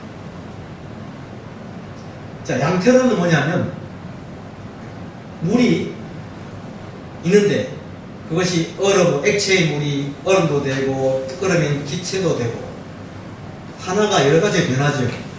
하나님이 아들도 되고 아버지 되고 성령도 된다 하면 양태론입니다. 그것은 우리가 배격하는 거죠. 네. 그 다음에 삼신론, 아들 한 분, 아버지 한 분, 성령 한 분, 세 분, 이렇게 하면 삼신론이 돼요. 자, 그러면 이것을 어떻게 이해를 해야 되느냐 하는 겁니다. 하나님의 신성이 그 만신 만물에 나타나는데 삼일체도 나타나 있어요. 자, 우주는 시간, 공간, 물질로 되어 있어요. 여러분 보이지 않는 거대한 공간이 있다고 하는 거 인식할 수 있죠? 네. 그런데 공간이 있다 없다는 어떻게 알 수 있어요? 옛날에는 이 공간이라는 개념이 없었어요. 예. 또 하나님 창조하실 때에 이 공간에다가 뭐 넣어 놓으셨다 이렇게 개념을 가집니다. 창세기 1장 해석할 때. 예. 그런데 그게 아니라 공간도 하나님 창조하셨어요. 근데 이 공간을 입증하는 것은 뭐냐면 물질과 시간이 입증하는 거예요. 물질이 있으므로 그걸 담고 있는 그릇인 공간이 존재할 수 있는 거예요. 그러니까 물질과 시간이라고 하는 건 뭡니까? 시간. 여러분 우주에서 우리가 시간을 느끼는 게 뭘 느낄 수 있습니까? 뭘 가지고 시간이 흘러간다는 걸 느낍니까? 움직이는 거. 움직이는 건 시간이 흘러간다는 이야기예요. 그 개념을 잘 가져야 됩니다. 움직이는 건 시간이 흘러가는 것이다. 자, 사진 딱 찍었어. 우주가 아니야. 시간이 흘러가지 않아요. 그 장면. 우주가 드러나지 않습니다. 자, 우주는 시간, 공간, 물질인데 공간도 여러분 3위 구조로 되어 있어요. 공간은 1차원 직선, 2차원 평면, 3차원 부피의 구조로 되어 있는 게 공간. 역시 3위 구조로 되어 있어요. 물질도 에너지와 운동과 형태라고 하는 3위 구조로 되어 있어요. 어려운 개념이죠.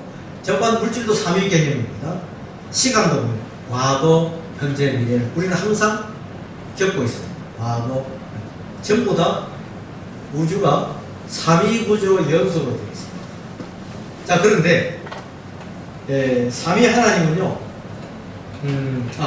이 공간에 대해 설명하면, 시간, 공간, 물질에 대해 설명하게 되면 원자의 구조에는 가운데에 원자 핵이 있어요. 그 안에 양성자, 중성자 이렇게 딱 뭉쳐져 있어요. 그리고 전자가 떨어져서 주위를 돌고 있어요. 아주 작은 원자고 전자와 원자 핵 사이에 엄청난 공간이 있습니다. 그 작은 거 사이에 작은 것끼리니까 엄청난 공간. 그러니까 원자라고 하는 것도 그 전자가 가장자리에서 끊임없이 돌고 있어요. 공간을 이루면서 돌고 있다고 하는 거예요. 그 속에 뭐가 있어요?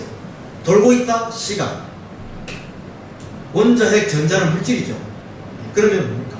이 안에 시간, 공간, 물질이 다 들어있는 거예요. 그리고 분자는 또 원자로 구성되어 있어요. 그것도 시간, 공간, 물질로 이루어져 있어요. 자, 그래서 지구 주위를 달이 돌고 있죠. 그래서 지구의 공간에 대한 영역을 표시해 주는 거예요. 물질이 있고 지구와 달이 있으면 공간을 움직이기 때문에 거기에 공간을 인식할 수가 있는 것이고, 태양계도 마찬가지입니다. 태양을 중심으로 행성들이 회전하고 있습니다. 그러면서 태양계라고 하는 공간을 인식할 수가 있는 거예요. 시간, 공간, 물질의 관계가 항상 이루어지고 있어요. 은하계도 마찬가지예요. 무수히 많은 태양들이 은하계 중심을 향해서 돌고 있어요. 그래서 은하계의 공간을 인식할 수 있는 것이고, 이 은하계가 서로 돌고 있어요. 어떤 중심을 향해서. 그래서 대우주의 공간을 인식할 수가 있는 거예요. 그러니까 보이지 않는 공간은 물질과 시간을 통해서 공간을 인식하도록 될 수 있는 겁니다. 자, 이게 이제 결국 뭐냐면, 이 공간은 성부 하나님을 나타내는 거예요. 물질은 성자 예수님을 나타내는 것이고, 시간은 성령 하나님을 나타내는 거예요. 왜냐하면, 자, 쉽게 말하면 보이는 하나님 예수 그리스도 성자, 그 다음에 모든 것을 품고 계신 하나님 아버지, 그 다음에 그것이 모든 것이 드러내고 이루어지게 하는 것, 시간이 지나가야 밥이 되죠. 그렇지 않습니까? 눌러놓고 그만 밥 됩니까? 시간이 흘러요. 그럼 밥이 돼. 성령의 역사입니다. 성령의 역사. 자, 공간은 아버지는 모든 것을 품고 계시고, 성자는 모든 것을 나타내고 계시고, 성령은 모든 것이 이루어지게 하신다. 이건 우주에 나타나는 공간과 물질과 시간의 관계에서 다 아버지와 아들과 성령의 역사를 그대로 증거하고 있는 거예요. 자, 그러면 시간, 공간, 물질을 어떻게 인식할 수 있느냐? 예를 들어서 물질이 뭐냐라고 이해하려면 공간과 시간 개념을 가지고 물질을 규명하게 되는 거예요. 그리고 공간이 뭐냐라고 물어볼 때는 물질과 시간을 가지고 설명하고 있어요. 또 시간도 마찬가지예요. 시간이 뭐냐? 물질과 공간의 관계에서 시간을 설명할 수가 있어요. 그렇게 해서 세 요소가 다른 두 곳에 의해서 입증되고 증명되는 거예요. 마찬가지로 성경도 보면 아버지는 아들과 성령에 의해서 증거되고, 아들은 아버지와 성령에 의해서 증거되고, 성령은 아버지와 아들에서 증거되고 있습니다. 예를 들면 예수님께서 침례를 받으실 때에 아버지와 성령이 나타나시죠. 그래서 아버지와 성령이 나타나서 내 아들이가 라고 입증하시는 거예요. 예를 들어서 예수님이 기적을 행하시고 죽으셨다가 부활하시는 건 뭡니까? 이것은 예수님이 기적을 행하시는 건 뭡니까? 저분은 하나님의 아들, 하나님이 시키시는 거니까 하는 거고, 예수님이 부활하시는 건 뭡니까? 하나님께서 성령 역사를 이렇게 해서 살리시는 거 아니에요? 그건 뭐야? 아들과 성령이 아버지를 증거하는 거예요. 예수님의 기적과 부활은 아들과 성령이 아버지를 증거하는 거예요. 아시겠습니까? 그 다음에 성령을 어떻게 증거하느냐. 요엘서에 보게 되면 2장 28절 내가 내 영을 만민에게 부어주니 너희 자녀들이 장래일을 말할 것이며 너희 늙은 꿈을 꾸며 너희 젊은 이상을 볼 것이며. 자, 근데 사도행전 1장 8절에 오직 성령이 너에게 임하시면 너희가 권능을 받고. 자, 요엘서 2장 28절은 아버지께서 말씀하시는 것입니다. 그런데 사도행전 1장 8절은 예수님께서 말씀하신 성령을 증거하십니다. 그 성령이 임하실 때 나타난 현상에 대해서 아버지와 아들이 증거하시는 거예요. 그리고 예수님께서는 아버지와 아들 성령의 이름으로 이렇게 해서 성령을 증거하시는 거예요. 이렇게 해서 서로를 증거하시면서 나타내시고 존재하시는 것을 드러내시는 거예요. 자, 아버지는 왜 안 보일까요? 아버지가 보입니까? 안 보입니까? 안 보여요. 에스겔서에 나타난 하나님의 모습은 계시록에 나타난 예수님의 모습입니다. 아버지는 절대 보이면 안 돼요. 왜? 아버지 보니까 손톱이 있어. 아버지는 뭘 드셔서 손톱이 저렇지? 천사들이 그렇게 궁금해한 거야. 나타난 건 결과입니다. 원인이 아니에요. 하나님께서는 아버지는 안 나타나요. 그 영광이 계시는 영광, 그 보좌에 계시는 거예요. 그래서 그 하나님을 나타내는 것은 성자를 통해서 충만한 성자를 통해서 아버지를 드러내시는 거예요. 이것이 성경의 기록입니다. 영원히 영광을 받으시고 존경을 받으시고 찬양을 받기 합당하신 아버지 하나님은 예수 그리스도에 의해서 드러나시게 됩니다.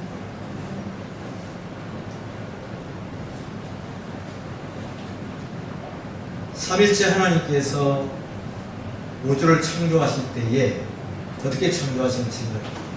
일단 성부, 성자, 성령은 창세 전부터 계셨죠. 예수님께서 십자가에 달리시기 전에 요한복음 17장이니까 거기 기도가 나오죠. 대제사장의 기도. 아버지여, 창세 전에 아버지와 내가 가졌던 그 영광에 대해서 말씀을 하고 계십니다. 스스로 창세 전부터 나는 있었노라. 이렇게 말씀하시는 거예요. 근데 아버지와 아들과 성령이 너무 좋아가지고 세상을 창조 안 해도 돼. 근데 왜 창조하셨어요? 여러분 한번 생각해보세요. 방폭이 뭡니까?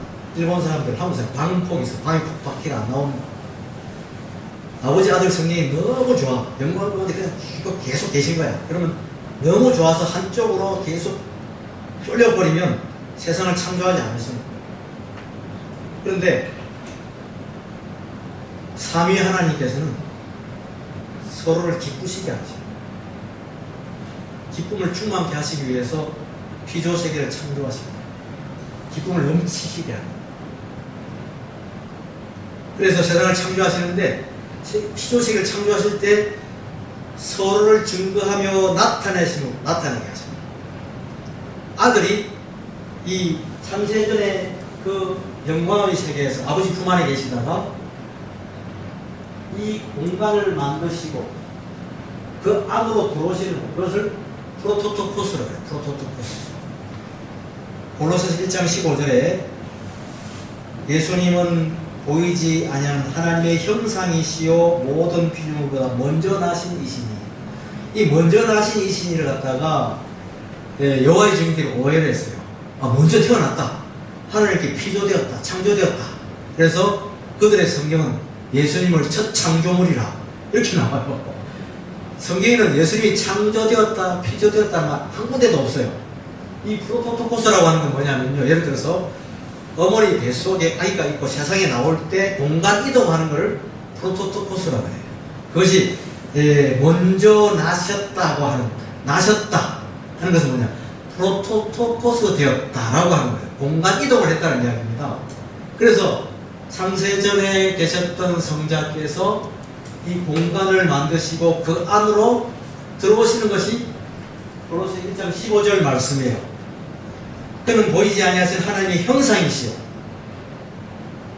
모든 피조물보다 먼저 나신 이시지. 프로토토코스 들어오셨어요.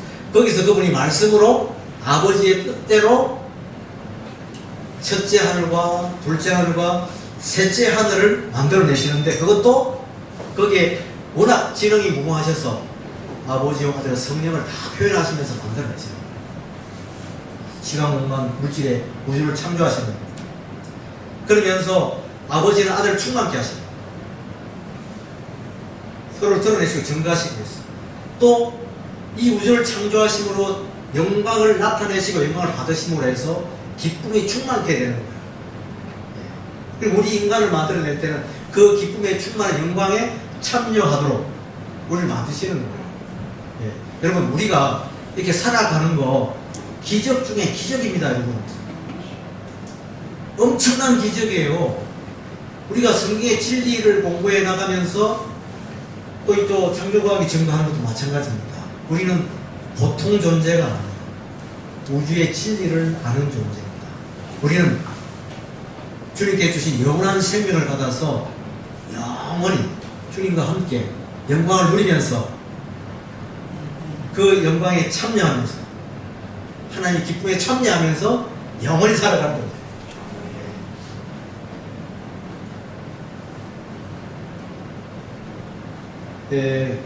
혹시 질문 있습니까, 여러분? 예. 어떤 거요? 원자 구조. 예. 이거. 예.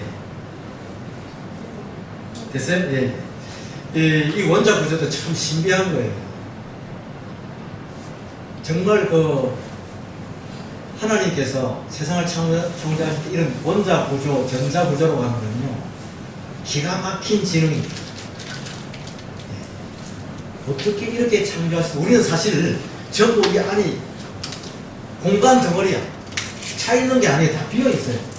엄청나게 비어 있는데 꽉 찬 것처럼 보이는 거예요, 사실은. 예. 효율적으로 효율적으로. 말씀으로. 천사들이 기절할 수 있고, 주님께서 성자에서 어떻게 저렇게 지롭게 창조할 수가 있을까? 할렐루야. 무조건 복종할 수밖에 없어요. 그래서 우리가 이제 주님 오셔서 우리가 이제 영원한 부활체가 돼가지고 하나님의 진리 가까이 갈 때 각자의 전공에 따라서 그림 잘 그리는 사람은 더욱더 하나님의 그 지혜로운 예술의 세계로 들어가게 돼요. 과학자들은 뭡니까? 어떻게 이 세상을 만들지? 물리적인, 과학적인, 생물학적인 이런 걸 깊이 더 연구하게 되고 하나님께 더욱더 영광을 돌리고 엄청난 재능을 얻게 되는 거예요. 또 기도하는 분들은 어떻게 돼요? 하나님 어떻게 해야 찬양을 해야 더 높일 수가 있을까? 거기서 하나님의 뜻을 딱 찾아내고 다시는 배반하지 않는, 천사들이 타락해서 배반했죠? 엄청난 실수죠. 우리는 뭡니까? 절대로 배신하지 않는다. 네, 이 땅에서 죽도록 고생했기 때문에. 그렇지 않습니까? 배신할 이유가 없지. 어떤 유혹이 와도 우리 절대로 배신하지 않는다. 그래서 이 땅이 하늘에서 뜻이 이루어진 것처럼 이 땅에서도 다시는 배반하지 않는 그 역사가 이루어진 거예요. 예, 더 많은 것을 하기엔 여러분이 너무 피곤합니다. 그래서 그 내용이 굉장히 좀 깊은 내용이기 때문에 오늘 여기까지 마치겠습니다. 또 질문 있습니까? 예. 우리가 말하는 천국의 천국이 있습니다. 그것이 물질적이면서도 영적인 천국에 우주가 넓은 공간 속에 있다면 천국은 어디에 어떤 상태에 있다고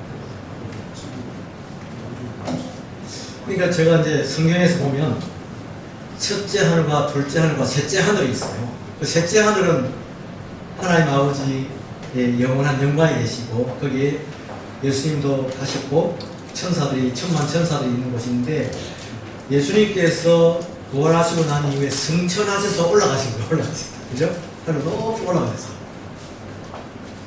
그냥 영적인 세계라 그러면 자리 거라 하고 앞에서 그냥 사라지면 되는데 그게 아니고 홀로 계속 올라갔어요.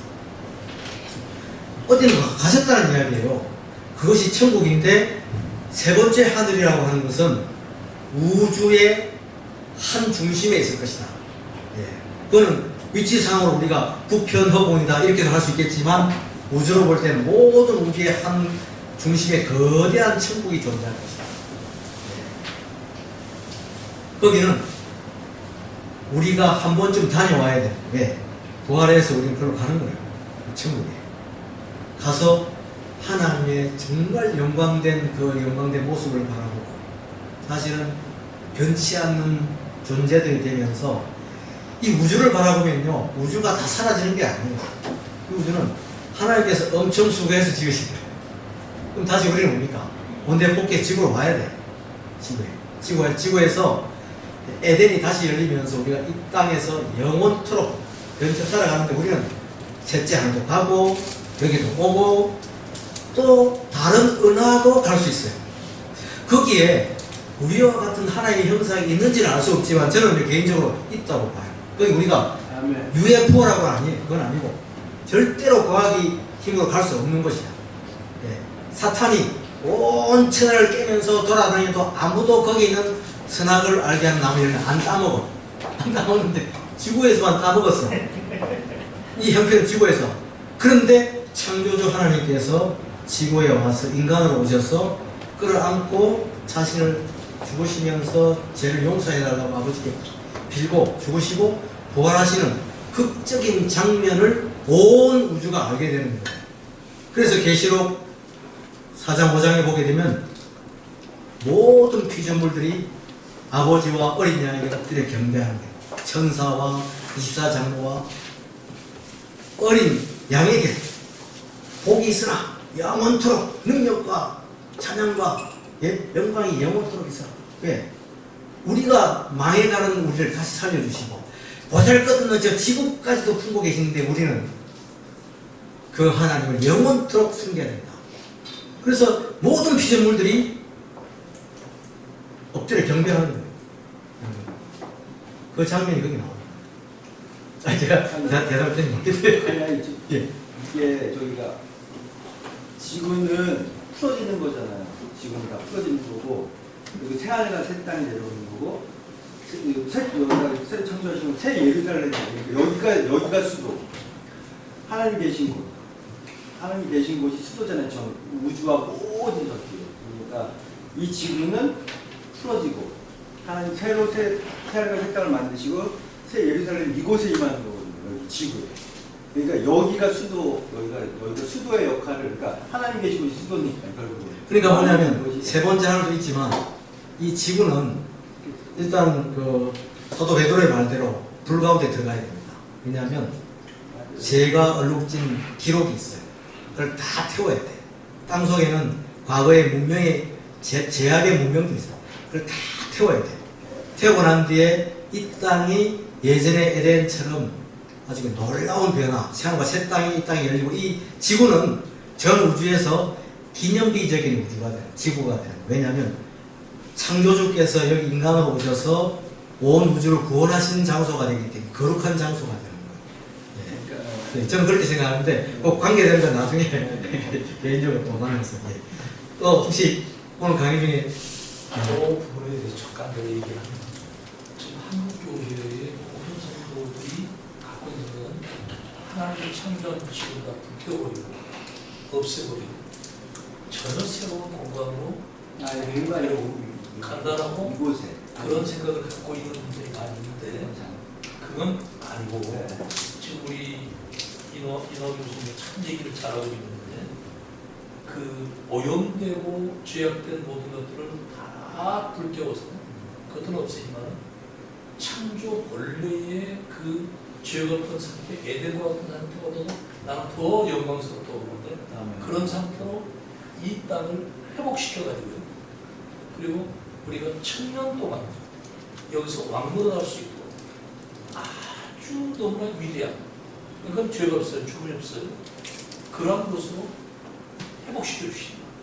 그래서 피조물들이 간절히 하나님의 아들들이 나타나기를 바라고 있다. 그 회복의 그날을 기다리고 있단 말이에요. 그러니까 이 지구를 마치 다 없애버리고 그런 것이 아니다 하는 거예요. 없애버리고 따로 다니는 결과다라고 하는 이 생각은 로마서 8장을 잘 읽어보면 그런 얘기가 아니야. 우리 알아야 된다는 거예요. 또 다른 질문 있습니까? 예. 그러면 제가 기도하고 마치겠습니다.